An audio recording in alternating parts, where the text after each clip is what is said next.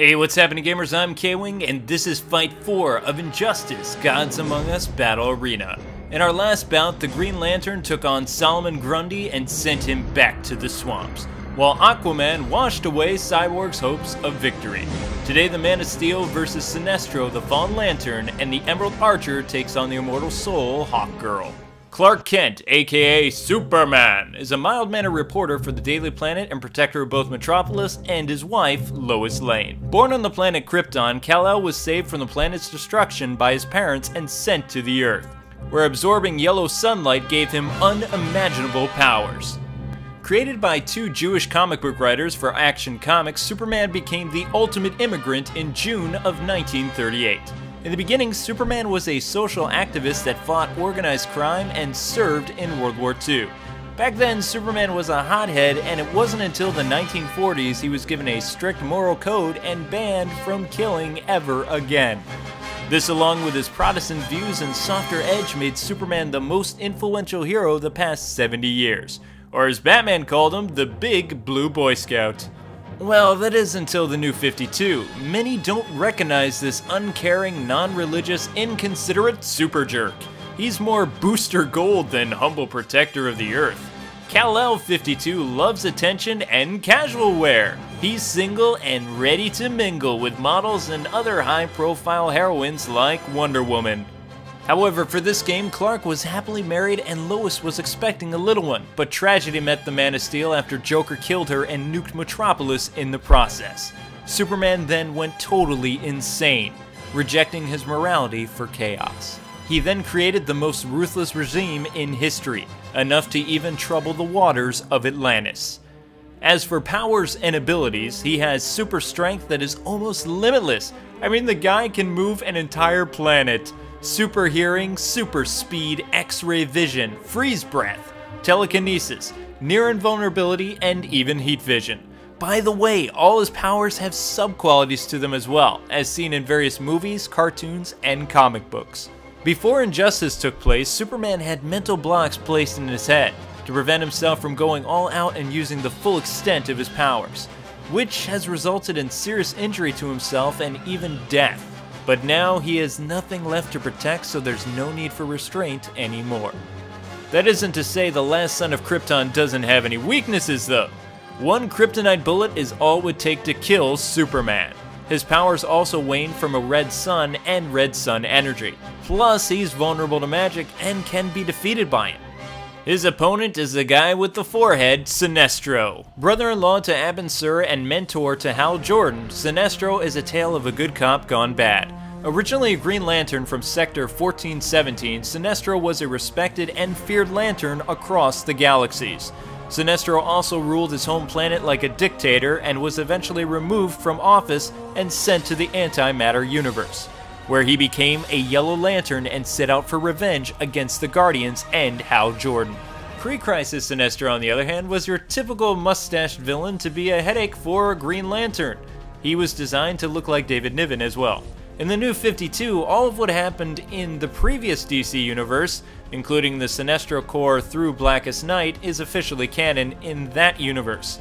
During the War of the Green Lanterns, Sinestro left the Yellow Lanterns and became a green one once again, much to his displeasure. As for powers and abilities, Sinestro can use both fear and the power of will. He also was able to harness the power of light as a White Lantern, well, for a little while. Even though Sinestro may appear evil during the War of Green Lanterns, the Guardians said that his power of will is greater than that of his power of fear. His yellow ring also has more power than most Green Lanterns put together, and doesn't require as many charges either. Still, he's going up against Kal-El. Skip that, he's facing a deranged, limitless Superman. If he was using a Red Lantern power ring, then maybe he could win. But since Superman feeds off the yellow rays of the sun like it was a buffet table, Superman would destroy Sinestro. But let's get a second opinion. George, who do you think would win? You know, I'd like to say it's going to be easy for the Man of Steel, but Sinestro is a huge threat. Yeah! He is a master of fear, and everybody's afraid of something, right? Even Superman. But I still think Superman's going to win. Round 2. Fight! Oliver Queen, aka the Green Arrow, is a multi-millionaire and champion of the political left. This guy loves confrontation and has a major bad attitude, which usually puts him at ends with the League and Batman. Though back in the Golden Age, Green Arrow and Bats were actually BFFs. This was recently highlighted in Batman Brave and the Bold. But all that changed with Neil Adams and Denny O'Neil in 1969 to 1983. Here Arrow was given a rougher edge, a goatee, made penniless, and became a Robin Hood-like character for the underprivileged in society. He had a buddy book with Hal Jordan that dealt with many social and political issues of its day. To tone down his jerky image, DC Comics gave Arrow a girlfriend, Black Canary. As for the New 52, well, Arrow is once again a rude jerk and very abusive toward his former sidekick Red Arrow and Black Canary, his off-again girlfriend, wife, whatever. As for powers and abilities, well, he's not a metahuman, he's just your average run-of-the-mill human. Like Batman, he carries around different tech gadgets to help him out of a scrape. He's also a trained martial artist and speaks a handful of languages. But his temper and emotions get the best of him, causing him to lose focus and fight very sloppy, which is the opposite of his opponent. Shai-Ira Hall, aka Hawkgirl, has been portrayed as the immortal Egyptian queen, a Thanagarian scout, and a walk-in for the deceased Kendra Saunders. The character gained a lot of popularity during the Silver Age and became more popular than even Hawkman. During that time, she was a law enforcement officer from Thanagar and wife to Kadar Hall. Hawkgirl first appeared in Flash Comics #1, January 1940. During this age, Hawkgirl was more of a sidekick character for Hawkman than anything else. But during the Bronze Age, she definitely made a big impression on Bruce Timm and Paul Dini, who molded this Hawkgirl to replace Aquaman as one of the founding 7 of the new Justice League TV show. As for her powers and abilities, well, most incarnations of the character, minus the Silver Age, have her using a belt made of nth metal, a powerful substance from Thanagar, which is what gives Hawkgirl her ability to fly, super acute sight, healing regeneration properties, and super strength. Though her strength isn't all that impressive by itself. But accompanied by her weapon of choice, the nth Electroid Mace, Hawkgirl is a formidable foe indeed.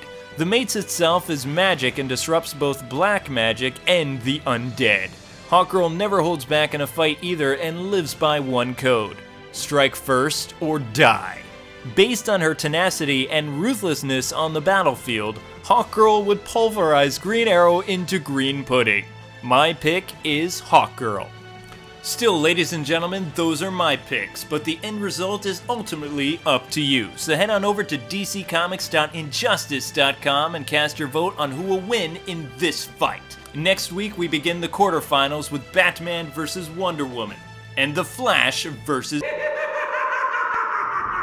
And I'll see you next time. Don't forget to hit the thumbs up button and leave a comment below. Thanks so much for watching another Injustice Battle Arena.